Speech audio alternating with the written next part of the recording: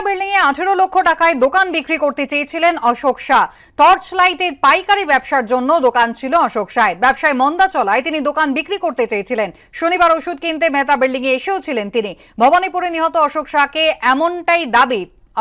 নিয়ে এমনটাই দাবি করেছেন স্থানীয় ব্যবসায়ীরা। কিন্তু কেন এত কম দামে দোকান তিনি বিক্রি করতে চেয়েছিলেন, কেন বাড়ি দোকান বিক্রি করতে চেয়েছিলেন অশোক শাহ, তা নিয়ে এখনো ধোঁয়াশা রয়েছে।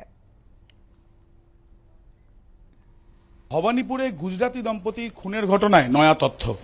যে দোকানের সামনে আমরা দাঁড়িয়ে রয়েছি, যে দরজা দেখা যাচ্ছে, এই দরজা একটি দোকানের, যে দোকানটি ছিল মৃত অশোক শাহের। কয়েক বছর আগেই তিনি এই দোকান বিক্রি করেছেন একটি অমর স্টোর্স নামে একটি সংস্থাকে, এবং সেই সংস্থার তরফ থেকে যেটা জানানো হচ্ছে যে কয়েক বছর আগেই তারা বিক্রি করে দিয়েছেন এই দোকানটিকে, এবং কয়েকজনকে তিনি জানিয়েছিলেন অশোক শাহ যে 18 লক্ষ টাকার বিনিময়ে এই দোকান তিনি বিক্রি করতে চান। টর্চ এবং অন্যান্য সামগ্রী এখান থেকে বিভিন্ন জায়গায় হোলসেলে সাপ্লাই হতো, কিন্তু সেইভাবে ব্যবসা হচ্ছিল না, এমনটাই তার পরিচিতরা জানাচ্ছেন, এবং সেই জন্যই দোকান তিনি বিক্রি করে দিতে চেয়েছিলেন। তিনি বিক্রিও করেছিলেন কয়েক বছর আগে। তারপর থেকেই শেয়ার মার্কেটের ব্যবসা শুরু করেন অশোক শাহ, এমনটাই জানা যাচ্ছে তার পরিচিতদের কাছ থেকে। ক্যামেরায় সুবীর রায়ের সাথে আবির দত্ত, এবিপি আনন্দ, কলকাতা।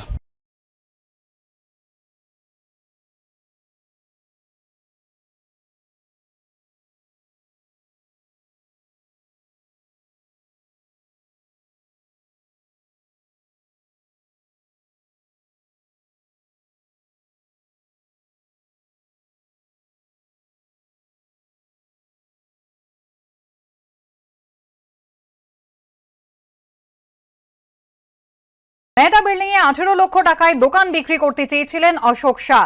টর্চ লাইটের পাইকারি ব্যবসার জন্য দোকান ছিল অশোক শাহের। ব্যবসায় মন্দা চলায় তিনি দোকান বিক্রি করতে চেয়েছিলেন। শনিবার ওষুধ কিনতে মেধা বিল্ডিং এ এসেও ছিলেন তিনি। ভবানীপুরে নিহত অশোক শাহকে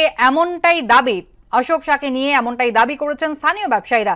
কিন্তু কেন এত কম দামে দোকান তিনি বিক্রি করতে চেয়েছিলেন, কেন বাড়ি দোকান বিক্রি করতে চেয়েছিলেন অশোক শাহ, তা নিয়ে এখনো ধোঁয়াশা রয়েছে।